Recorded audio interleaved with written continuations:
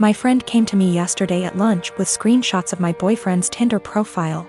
The pictures were all old photos, so I confronted him immediately, expecting to hear something like, "Yeah." "I forgot to delete that." Which is cool. He denied being on Tinder at all, and my friend suggested that she make an account, set it to his specifications, and see if he turns up. And there's his profile. So, this means that my boyfriend has been active on Tinder within the past 2 weeks. I confronted him with this, and he changed his story. Now he's saying that his friend has been using his account. He shows me his phone and says, "Look, I have nothing to hide." And of course the app is deleted. So I take his phone, download Tinder, log in with his Facebook, and see that he has been active, albeit infrequently. There was one girl that he tried to meet up with back in May when I was out of town. The girl gave him her phone number, and even though he deleted whatever messages they exchanged, I still saw that he had her saved in his contacts. So that's about everything that I know. He either cheated on me or planned on cheating on me while I went out of town, and I'm sure this isn't the only time it's happened. This relationship is pretty much over. He is swearing up and down that it's not true. He doesn't use Tinder and he doesn't know this girl. I'm going crazy with how much he's outright lying. He seems so sincere, but I know what I saw. I can't listen to him deny this one more time. This blew up while I was away. I'm sorry I won't be able to respond to every comment. So I did some stuff that was kind of petty and stupid today. I made a fake Tinder account, matched with my boyfriend. And he starts messaging me and immediately asks me to meet him for a drink. We agree to meet by a fountain in the center of my town, and I pack up all of his stuff in a tote bag, put on a great outfit, and went to the fountain. I stood kind of out of the way of the fountain in the shadows where I could watch the street that I knew he'd be arriving from. I was devastated, but I figured this way I could catch him without a doubt and end things quickly. All the time, he's messaging this girl on Tinder. But he didn't show up. 2 of his roommates did. We didn't speak, I don't know them well, but they watched me for a while. Figured out what was going on after a few more Tinder messages, and left quickly.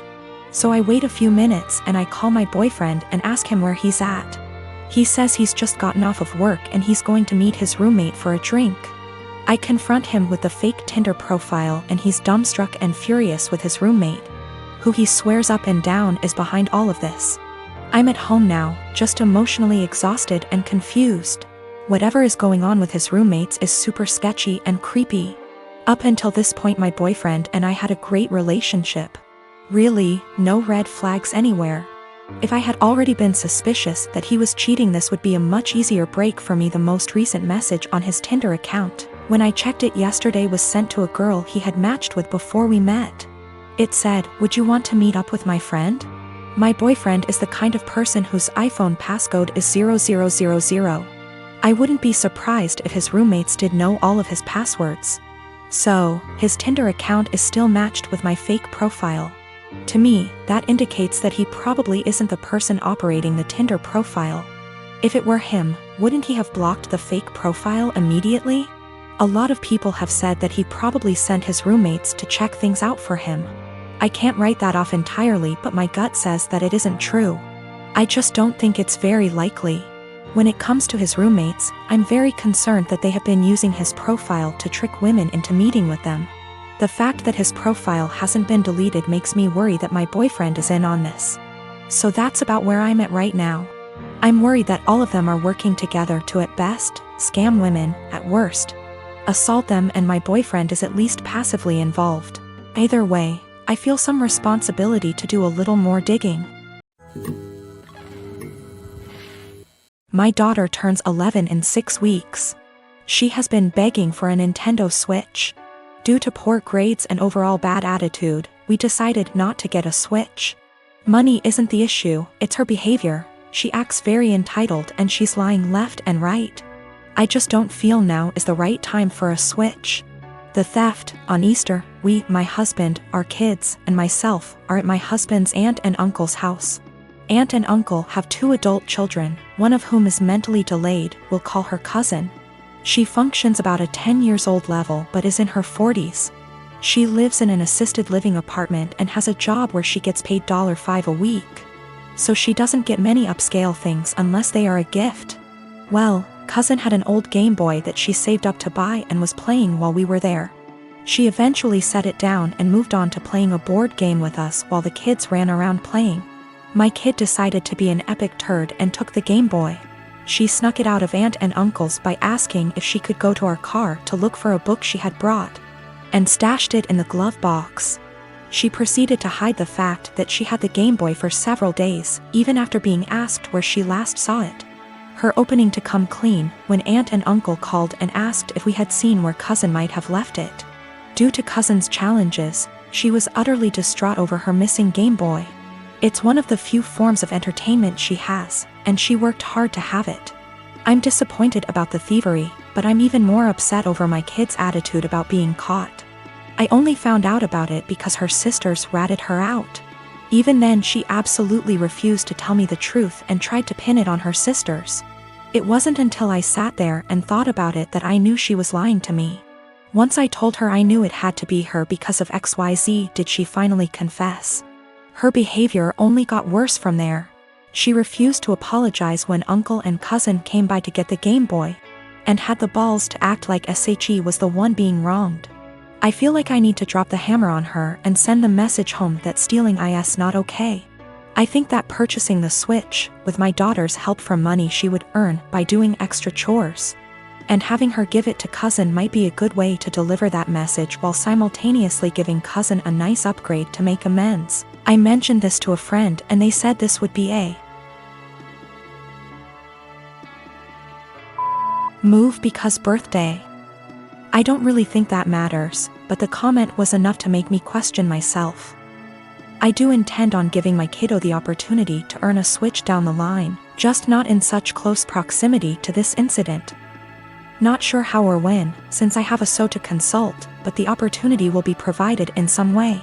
Our therapist is of the opinion that my daughter largely has these issues because of the inconsistent co-parenting relationship her bio dad has with my husband and I.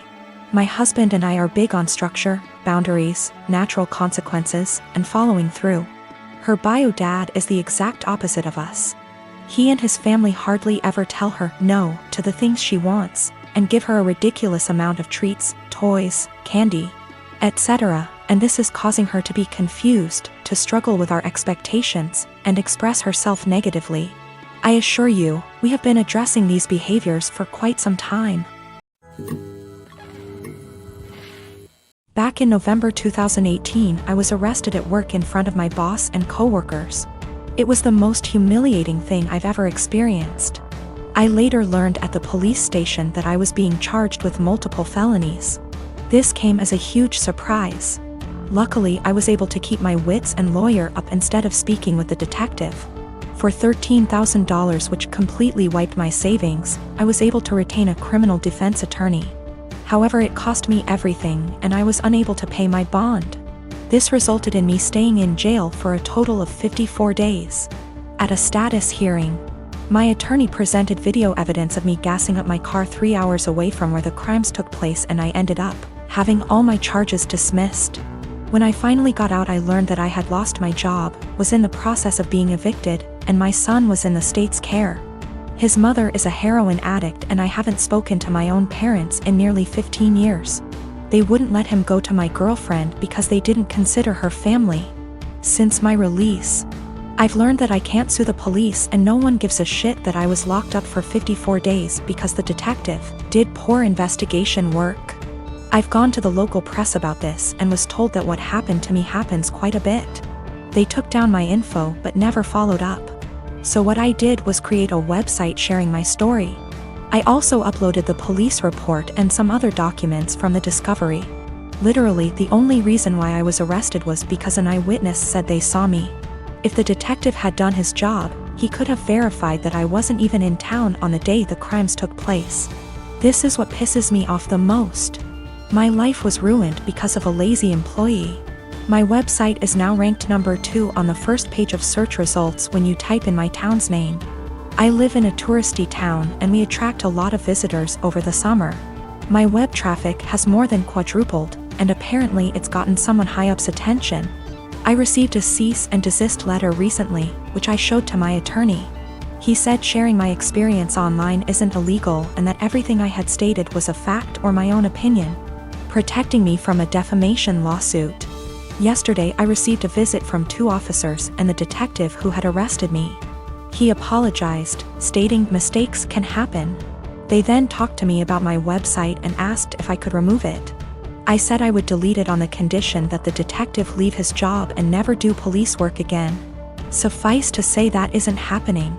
After the visit I received, I'm more pissed off that the only reason the detective apologized to me was to get me to take down my website. I don't plan to, and the only one supporting this is my girlfriend. My friends think I'm being spiteful and have suggested that I just delete it. My apartment complex didn't do traditional trick or treating on Halloween. Residents were advised to set out pre-packaged individual candy bags on their patios / front door areas if they wanted to participate, but the traditional knock on door, physically hand strangers candy was not permitted. So, Halloween comes and the kids are all dressed up and each building has a scheduled time where the kids go door to door. I ended up having to work late, so my neighbor offered to walk my kids around with hers at our building's scheduled time. About 45 minutes later my kids came home with a small bucket of candy. 6 little goodie bags each from individual apartments that participated. Everything was fine. And my kids didn't say anything weird had happened. They were just excited to eat candy once they got home. The next day I took my kids to the park directly across from our apartment complex. My neighbor was there with her kids as well.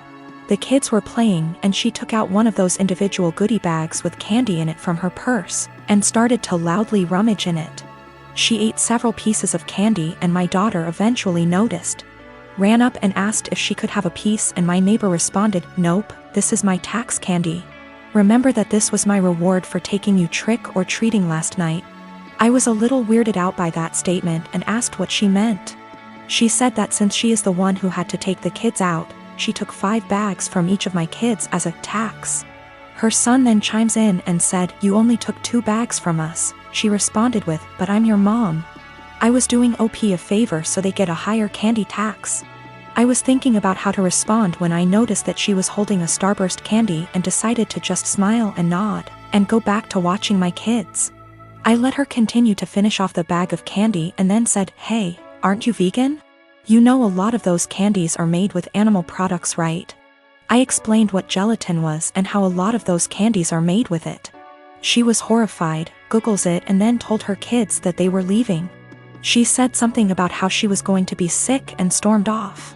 Now she's giving me dirty looks every time we see her and won't let her kids play if she shows up at the park and we are there.